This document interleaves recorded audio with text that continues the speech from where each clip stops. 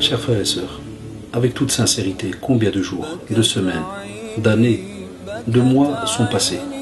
Est-ce que tu t'es posé certaines questions?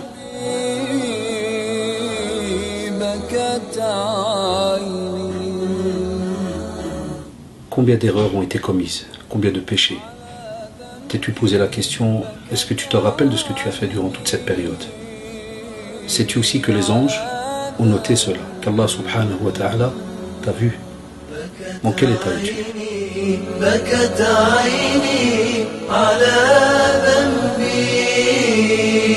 Remets-toi en question. بسم الله الرحمن الرحيم إن الحمد لله نحمده تعالى ونستعينه ونستغفره ونعوذ بالله من شرور أنفسنا ومن سيئات أعمالنا من يهده الله فلا مضل له ومن يضلل فلا هادي له وأشهد أن لا إله إلا الله وحده لا شريك له وأشهد أن محمدا عبده ورسوله وبعد أيها الإخوة والأخوات السلام عليكم ورحمة الله وبركاته.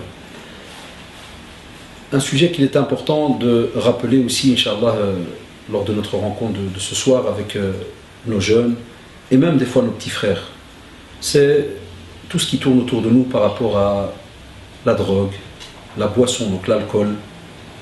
Et lorsque je parle de drogue, n'importe quel système que pourraient utiliser aujourd'hui donc nos jeunes, en partant là du cannabis, le hashish, en partant des fois de certains médicaments entre guillemets qui sont donc mélangés à d'autres substances et autres, on remarque que, subhanallah, c'est un fléau, spécialement donc dans le domaine chez les jeunes. Et ne pensez pas que c'est spécialement entre guillemets quelque chose qui touche les Maghrébins ou autres. Wallah, c'est quelque chose d'universel pour l'instant. C'est dans le monde entier. C'est vrai qu'il manque beaucoup dans notre communauté le fait de discuter de certains sujets depuis le bas âge. Quand je dis le bas âge, il y a, alhamdoulilah, des moments très très importants, comme par exemple lorsque l'enfant va s'approcher de l'âge de l'adolescence, on lui parle souvent de petits sujets. Attention, à l'école, tu vas aller en secondaire, tout ça. Mais quand il est petit, des fois même quand il est petit, on peut vous dire qu'il y a certains sujets qui préviennent, comme par exemple lui parler de la santé, de lui expliquer justement quelle est l'importance de ce corps qu'Allah subhanahu wa ta'ala t'a donné. Alladhi khalaqaka fasawwaka fa'adalak. Alladhi khalaqaka fasawwaka. Tout subhanallah, Allah subhanahu wa ta'ala t'a créé. Il a parfait ta création. Et subhanallah, dans une autre tradition, il te dit même que kasr al-idam, tu vois, le fait de casser l'os du musulman, même en étant mort, c'est interdit chez l'islam. Et puis les savants, ils ont été plus loin, tout ce qui est les dons d'organes. C'est tous des travaux, subhanallah, il y a des travaux de doctorat incroyables chez les grands savants pour savoir comment est-ce qu'on peut faire, et à qui et comment. Il y a vraiment, il y a des exceptions, il y a un tas de sujets. Pour vous montrer, subhanallah, l'importance de ce corps humain. Il ne t'appartient pas, tu ne peux pas en faire ce que tu veux. Vous me direz maintenant, vous êtes en train de nous parler, nous on est peut-être à l'aise. Naam, c'est ce qu'on appelle prévenir. Vaut mieux prévenir que guérir. Parce que si on va parler franchement et clairement, ceux qui sont déjà dans le domaine vraiment de la drogue, ils ont besoin d'une aide, mais d'une aide très spécifique. Ce n'est pas tout simplement en s'asseyant comme ça et en leur parlant, disant Allah, chers frères, la drogue elle est haram. Vous savez très bien qu'il va vous entendre au moment même, mais lorsque son corps va lancer quelques alarmes pour lui dire écoute la dose, c'est l'heure, il faut absolument donner ce qu'il y a besoin pour ce petit corps. Vous savez qu'à l'intérieur ça devient jahannam, c'est du feu, ça brûle, comme il nous le raconte, c'est qu'un certain jeune qu'Allah les guérisse et qui ose encore nous expliquer comment ça se passe. À ce moment-là, subhanallah, on vous dit alors, lard alikum, essayez, chacun d'entre nous, wallahi, a des amis, des frères et sœurs, des proches. J'ai bien dit sœurs, parce que vous serez étonnés, lorsqu'on parlait de la cigarette il y a quelques années, il y avait un stéréotype qui nous faisait croire ou comprendre qu'il n'y a que les garçons qui fument. Wallahi, ces derniers temps, on en voit, même voilés ou pas voilés, qui fument. Wallahi, des fois même, avant on avait le stéréotype barbu, c'était un petit frérot. On voit aujourd'hui tout le monde. Ça touche tout le monde. Quand je dis tout le monde, pas dans ce qu'on appelle la généralité par rapport à la population, mais toutes les sphères.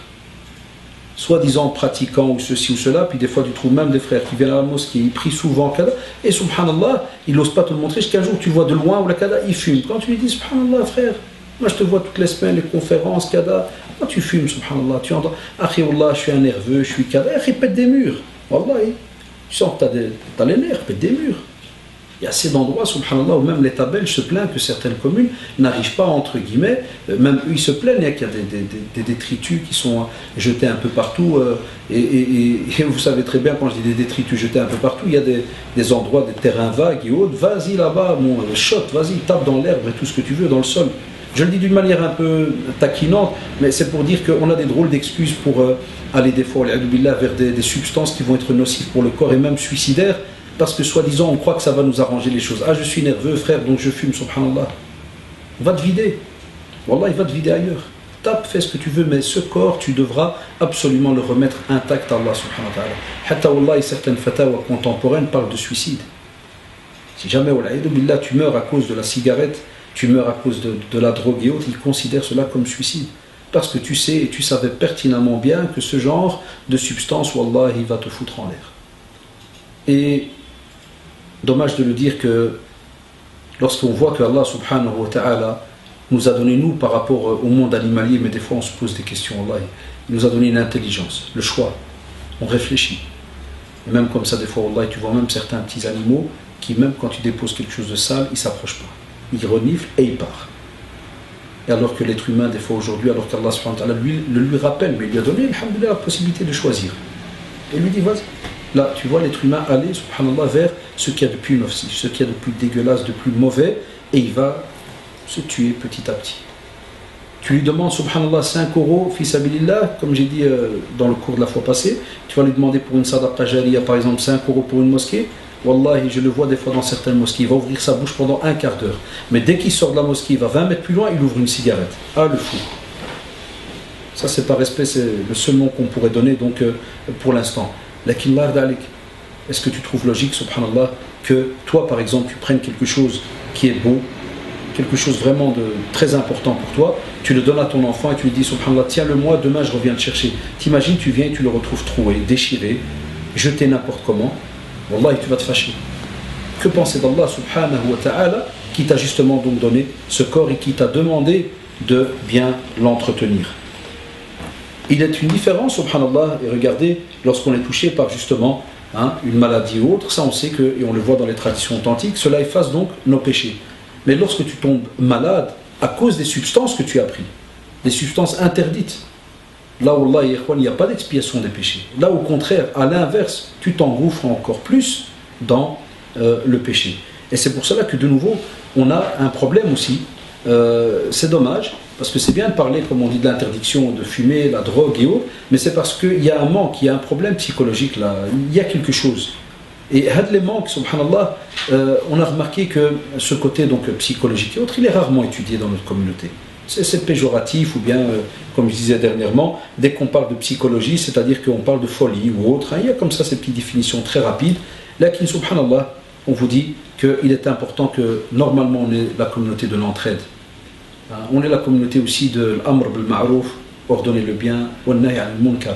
Demandez aux gens de ne pas s'approcher du blâmable. Kuntum khayra ummatin ukhrijat lin-nas ta'muruna bil ma'ruf wa tanhauna 'anil munkar wa tu'minuna billah. Et on croit d'une manière ferme en Allah subhanahu wa ta'ala.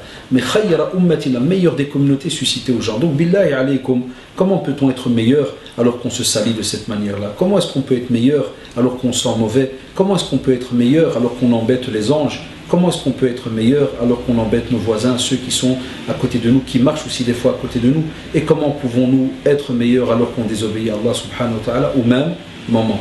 Lui, il te demande de l'adorer, et toi, tu prends de l'argent, tu les crames, et en plus, tu fous en l'air ce corps qui, wallah, il ne t'appartient pas comme on te l'a rappelé dès le début. C'est pour cela que, il faut absolument, quand quelqu'un sent que la fréquentation, par exemple, parce que souvent le problème de drogue a commencé en général par la fréquentation, des fois par les problèmes subis. Des fois on subit certains problèmes et certains s'attendent à Allah, ils voient un peu leur faiblesse et il lui fait croire que si tu prends telle et telle substance, wallah, tu vas aller mieux. C'est des fois aussi une certaine faiblesse chez des êtres humains qui ont une personnalité assez faible. Donc on vous dit, il y a différents facteurs qui entrent là. Donc je ne vais pas vous donner un cours, ce n'est pas mon domaine, mais c'est plus un rappel qui pourrait le toucher. C'est que chaque fois qu'on sent qu'il y a quelque chose qui, subhanallah, nous embête et qu'on voudrait s'en sortir, ayez le courage de pouvoir aller discuter avec quelqu'un pour trouver un autre moyen Par exemple, des fois, et c'est ça qui est dommage, certains disent oui, mais c'est pas, c'est comment ça, subhanallah. Allah subhanahu wa ta'ala dit Ala bi dhikrillahi tatma'innul qulub.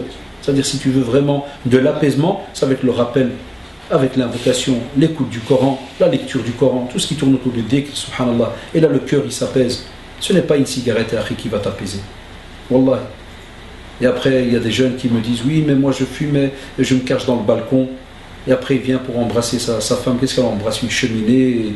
Et des fois, il y a même des sœurs, Wallah, et je suis gêné pour le frère. Elles appellent après en cachette au centre pour dire je suis dégoûté, je n'arrive plus à l'embrasser, je n'arrive plus à le sentir. Et lui, il est tout fier. Là, il croit que tout va bien comme un coq qui rentre après parce qu'il a vidé sa cheminée. Loin de là, l'odeur, Wallah, elle reste.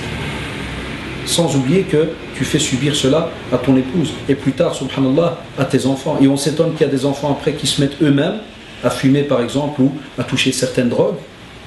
Donc c'est pour cela que on doit prévenir. On doit prévenir et dommage que l'on ne puisse pas s'unir main dans la main pour des fois aller aider certains de nos frères et sœurs. Et voyez donc, subhanallah, certains quartiers à Bruxelles, et vous savez de quel quartier je parle pour ne pas les citer, où dommage, on passe jour après jour comme si de rien n'était. Et comme vous le savez, une personne toute seule, ce n'est pas facile. Vous pouvez des fois, ça nous arrive de parler avec certains, de leur dire Allah aide, s'il te plaît, Kada, mais ils ont besoin d'un suivi. Et ça c'est dommage parce que comme vous le savez, on est censé, en tant que musulman, avoir un rôle dans la société. Les mosquées sont aussi censées avoir un rôle, mais pour l'instant on n'y est pas encore. Mais comme on a dit toujours, ces rappels sont là pour, Inch'Allah, peut-être, Wallah, ne pas pouvoir être mis en pratique maintenant. Mais on espère que les communautés qui viendront après nous, ou bien plutôt les générations, les jeunes qui viendront après, Inch'Allah, pourront faire quelque chose en ce sens. Donc, invoquez Allah subhanahu wa ta'ala pour qu'il vous préserve de ce genre de mots, parce que c'est des choses, Wallah, qui ne sont pas faciles une fois qu'on est dedans. Subhanakallahumma wa bihamdik. Nashhadu an la ilaha illa anta astaghfiruka wa natubu ilayk. Subhana rabbika rabbil izzati amma yasifun. Wa salamun ala al-mursalin. Walhamdulillahi rabbil alamin. Wassalamu alaykum wa rahmatullahi wa barakatuh.